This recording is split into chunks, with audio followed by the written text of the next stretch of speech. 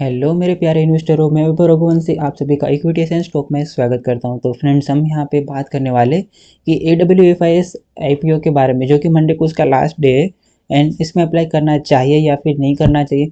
तो मेरे ख्याल से आप सभी लोगों ने इतने दिनों में यूट्यूब में कई सारे वीडियोस देख लिए होंगे कि भाई ये आईपीओ क्या काम करता है, मतलब ये कंपनी सॉरी ये क्या काम करती है, तो फिर अपने को इसमें लगाना नहीं लगाना। हमने कंपनी के बारे में सब कुछ डिटेल देख लिया होगा। आप सभी को लग रहा होगा कि ये काफ़ी नेगेटिव कंपनी है, मतलब ये लॉस मेकिंग कंपनी है, तो फिर उसमें रिस्की है, तो फिर हम क्या करें सर। तो ये वही कंक्लूजन मैं आपको यहाँ पे सारे शूट आउट करने वाला हूँ।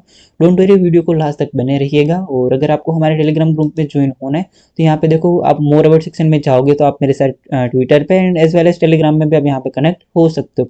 तो चलो इस वीडियो की शुरुआत करते हैं। तो सबसे पहले हम लोग आ जाते हैं यहाँ पे कंपनी के बारे में। तो भाई कंपनी को क्या वगैरह ये काम करती है, ठीक है, तो वो आपने सभी लोगों ने देख लिया होगा। बट फिर भी मैं एक बार आपको छोटा सा यहाँ पे बता दूं कि ये दिन 2014 में इनकॉर्पोरेट हुआ था एंड ये जो है वर्कशॉप सॉल्यूशन प्रोवाइड करती है इंडिया में। और इसकी अगर दूसरी बात करें तो company provide core solution is coworking including flexible workshop, custom office space and mobility solution. एवीफिश space solution limited also provide supporting service such as food beverage, IT support, infrastructure service and event hosting. तो ये सब guys आप सभी लोगों ने YouTube पे कई सारे जो देख लोगे, मेरे से ज़्यादा उन लोगों ने वहाँ पे समझाया होगा। बट हम यहाँ पे फाइनल कंक्लूजन पे आ रहे हैं, तो बस हम मेन बातों की यहाँ पे बात करेंगे। तो कंपनी के देखो गाइस, फाइनेंशियल की बात करें तो ये कंपनी लॉस मेकिंग रही है, ठीक है। बट मैं अभी आपको सरप्राइजली बात बताऊंगा तो आपका पूरा भी वहाँ पे चेंज हो जाएगा। तो अभी आप सभी लोग सोच रहे होगे कि सर ये लॉस मेकिंग कंपनी है तो फिर उसमें खास ऐसी बात क्या है, ठीक है। तो सभी से जो मेरे को अलग करती है, तो देखो कंपनी 2021 का हमने यहाँ पे 3 साल का हमने हमारे पास डेटा है, ठीक है। 2021 से लेके 2023 तक का उसकी असेट में भी बढ़ोतरी हुई है। रेवेन्यू लगातार वो काम कर रही है तो बढ़ोतरी हो रहा है, ठीक है। और प्रॉफिट आफ्टर टैक्स अगर देखो, हम यहाँ पे पी रेशियो नहीं है क्या, क्योंकि उसके पीछे का रीजन है, मतलब प्राइस टू अर्निंग रेशियो वो यहाँ पे नहीं होगी, क्योंकि कंपनी लॉस मेकिंग होगा तो अर्निंग के तो यहाँ पे सवाल ही नहीं आता, ठीक है। तो यहाँ पे देखो लगातार उसका यहाँ पे लॉस है, ठीक है, वो धीरे धीरे कम होता जा रहा है यहाँ पे। और अभी हमारे पास पिछले साल का डेटा है, ठीक है। उसके रिगार्डिंग हम यहाँ पे बात कर रहे हैं एंड नेटवर्क की भी बात करें तो नेटवर्क भी यहाँ पे अच्छी खासी बढ़ रही है। और रिजर्व की बात करें तो गाइज यहाँ पे रिजर्व देखो, वो रिजर्व एंड सरप्लस ऑलरेडी यहाँ पे माइनस में चल रहा है। मतलब माइनस में चल रहा है, उसके पीछे का भी रीजन होता है कि कंपनी क्या करती है, कई बार वो सपोज कि मैं आपको एग्जांपल दूं, ठीक है, कि हमने 100 रुपये यहाँ पे रख लिए। बाई चांस हमको वहाँ पे आगे जरूरत पड़ी तो वो 100 रुपये में से हम लोग वहाँ पे काटते जाएंगे, ठीक है, इसलिए वो कंपनी वहाँ पे रिजर्व रख दी। तो रिजर्व माइनस दिख रहा है, उसके कोई नेगेटिव इशू नहीं है। यहाँ पे रिजर्व का अच्छा खासा यहाँ पे फ्लो पड़ा हुआ है, ठीक है, कंपनी के पास। एंड टोटल बोरोइंग की बात करें, ठीक है, तो बोरोइंग ना के बराबर ही है ये कंपनी का। देखो कुछ यहाँ पे 23 करोड़ में कुछ ज्यादा यहाँ पे बोरोइंग कंपनी के यहाँ पे नहीं दिख रही है। और टोटल हम मार्केट कैपिटलाइजेशन की बात करें तो टोटल आईपीओ की मार्केट कैपिटलाइजेशन है वो 2658.7 करोड़ की है। और हम आरओसी की हम थोड़ी सी यहाँ पे बात कर लेते हैं, ठीक है। उसके लिए हम चले आते हैं आईपीओ प्रीमियम की वेबसाइट पे एंड वहाँ पे अच्छी खासी यहाँ पे डिस्कस किया हुआ है, तो हम वहाँ से इजी रहेगा अपने को समझाने में। देखो कंपनी का आरओसी की हम बात करें, ठीक है, return on capital employed ROC, मतलब मार्च 2022 से लेकर दिसंबर 2023 तक का आरओसी में अच्छी खासी यहाँ पे बढ़ते हुए, ठीक है।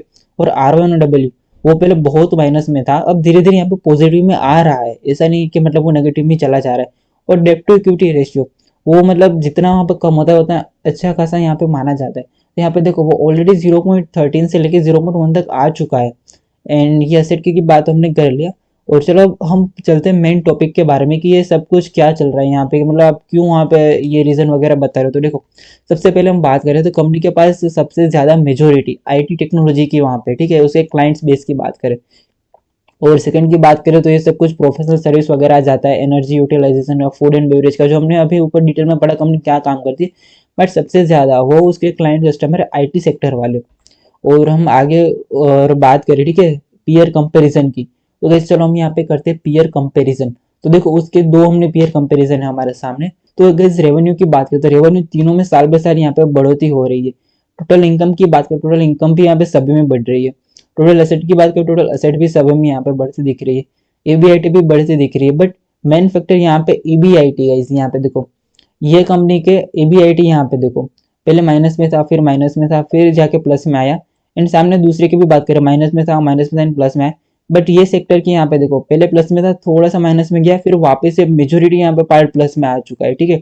केस फ्लो की बात करें तो ये दोनों कंपनी के पास कुछ भी यहाँ पे कैश ईबीआईटी यहाँ पे नहीं है गाइस, और ये कंपनी के पास अच्छा खासा यहाँ पे कैश ईबीआईटी पड़ा हुआ है। तो मेन यहाँ पे कंपनी की स्ट्रेंथ यहाँ पे दिखा रहा है। और पीएटी की बात करें, ठीक है, प्रॉफिट आफ्टर टैक्स की, तो ये कंपनी का देखो सबसे पहले बहुत माइनस में था, फिर वही सेम टू सेम दूसरे साल भी वैसे ही रहा, फिर वहां पे थोड़ा सा माइनस में रहा, ठीक है। बट ये कंपनी का देखो माइनस में था, माइनस में था, माइनस में था। और यहाँ पे भी सेम इश्यू देखो, ये 42.6 माइनस में था, फिर 57.2 एंड यहाँ पे 46.6। तो मतलब ये जो पूरा मॉडल है बिजनेस का, ठीक है, ये ऐसा नहीं कि मतलब अच्छे खासे इन्वेस्टर ने यहाँ पे कमा लिया है, मतलब बड़े बड़े यहाँ पे ये मॉडल सक्सेस अभी तक नहीं हो पाया है। तो अपन अपन लोग यहाँ पे जो भी इन्वेस्ट करो, ठीक है, अब मैं इसके अभी आपके बाद में बता दूँ पूरा कंक्लूजन। और यहाँ पे देखो एक और यहाँ पे पेट मार्जिन की भी आपको यहाँ पे बात कर दूँ, ठीक है। पेट मार्जिन यहाँ पे देखो 2021 में ये कंपनी के -88, 80, -24, same as well as weaver की बात है 98, -77, -10। और यहाँ पे देखो -20, -21 एंड -8। तो ये दोनों हम पीयर की कंपैरिजन की बात करें, ठीक है, तो ये दोनों के मुताबिक काफी अच्छी यहाँ पे गाइस ये कंपनी मेरे को दिख रही है फाइनेंशियल डेटा के मुताबिक। और अभी ये मॉडल की बात करें तो मॉडल में तो गाइस कुछ अच्छा खासा कमाने जैसा नहीं, क्योंकि आज तक जो भी इन्वेस्टरों ने यहाँ पे बड़े बड़े पैसा लगाए वो लॉन्ग टर्म में यहाँ पे कुछ भी कमा नहीं पाए, ठीक है।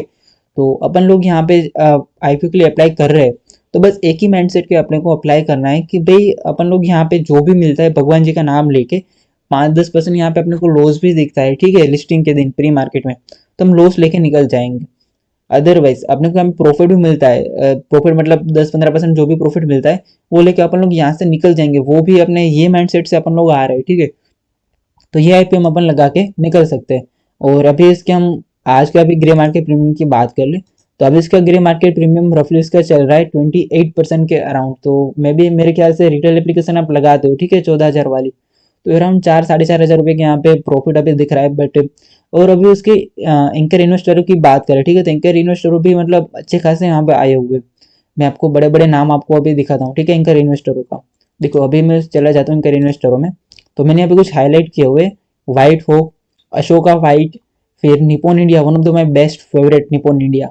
फिर उसके बाद आता है गोल्डमैन वाला, फिर east bridge capital, quant mutual fund, Motilal Oswal. आप मोतीलाल ओसवाल को जानते ही होंगे गाइस, ये बहुत बड़ा म्यूचुअल फंड है। मतलब आप सभी ने टेलीग्राम में भी उन लोगों का देखा होगा कि वो लोग मतलब स्टॉक वहां पे देते वगैरह, और देते तो क्या मैनिपुलेशन सीन हो जाता है, ठीक है। मैं मतलब कुछ वहां पे बुराई नहीं कर रहा हूँ, मैं आपने रिसेंट में देखा होगा वो मतलब आधार का देखा होगा एंड आइडिया का देखा होगा, ठीक है। आई जस्ट आईपीओ वहां पे रिलीज हुआ था, वो कुछ अच्छी खासी अर्निंग नहीं दी थी, फिर भी मोतीलाल ओसवाल ने वहाँ पे टारगेट वगैरह सब कुछ दे दिया था, ठीक है, टेलीग्राम पे चैनल पे, उन लोगों को ऑफिशियल चैनल पे। मैं कुछ प्रमोशन नहीं कर रहा हूँ बट जस्ट बता रहा हूँ यहाँ पे।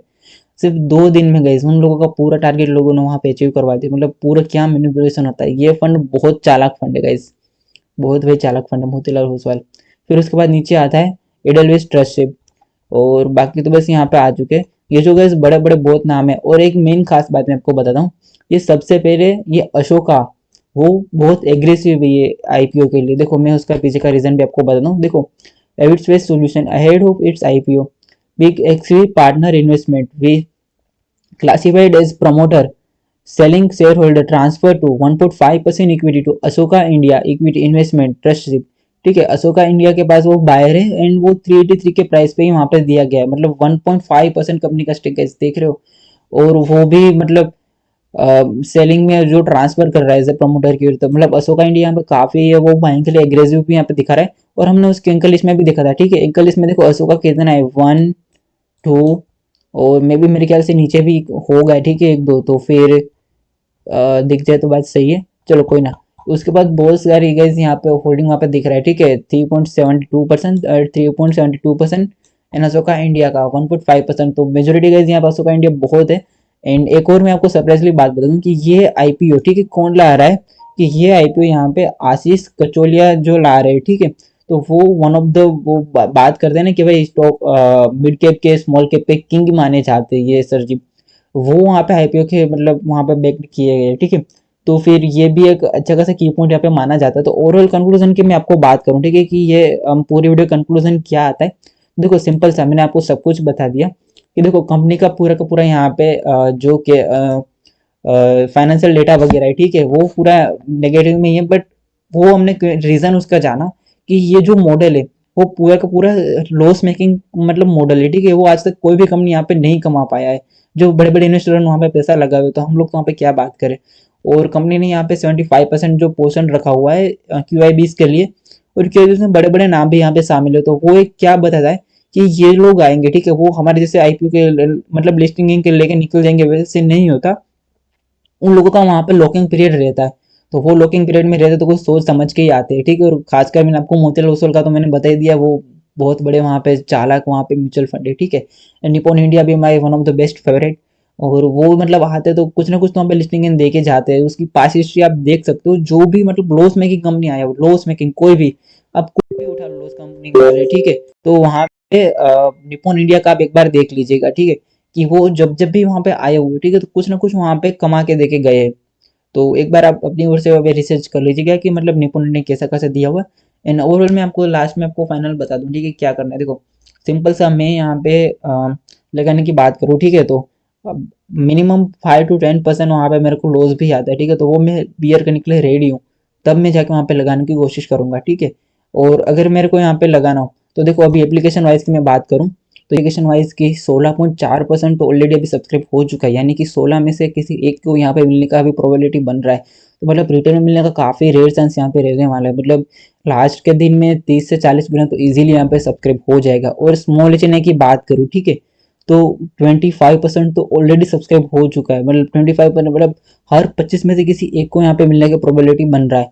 और लास्ट दिन में, ठीक है, 40 से 50 गुना तो वो भी सब्सक्राइब रफली इजीली हो जाएगी, क्योंकि उसमें पोर्शन ही यहाँ पे कम रखा गया हुआ है।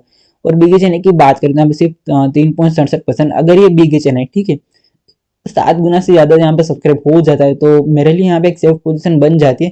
तो मैं यहाँ से सेफ पोजीशन की ओर जा सकता हूँ, स्मॉल एच की ओर, क्योंकि मतलब मेरे पास ज़्यादा अकाउंट है, ठीक है। तो फिर मैं मतलब ज़्यादा अकाउंट मतलब मेरे फैमिली मेम्बर के मैं सभी में यहाँ पे लगा दूंगा स्मॉल एच में, अगर मेरे को वहाँ पे ज़्यादा सब्सक्रिप्शन यहाँ पे दिखता है तो गाइस भाई दैट्स इट। तो फिर उसमें कुछ ज़्यादा डिटेल में बात मेरे को बताने जैसा है नहीं, क्योंकि ये देखो ये कंपनी में ऑलरेडी मेरे को इजिली 15 से 20% का गेन यहाँ पे दिख रहा है। एंड मैं अपने रिस्क को रिवर्ट के मुताबिक जो वहाँ पे लगाने वाला हूँ।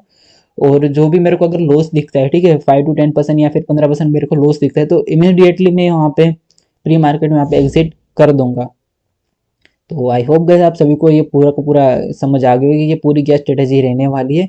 एंड गाइस मिलते हैं नेक्स्ट IPO के साथ, एंड नए नए इक्विटी स्टॉक में यहाँ पे बताने वाला हूँ, तो प्लीज़ मेरे साथ कनेक्ट रहिएगा। तो गाइस मिलते हैं नेक्स्ट वीडियो में, तब तक के लिए गुड बाय, टेक केयर, जय हिंद।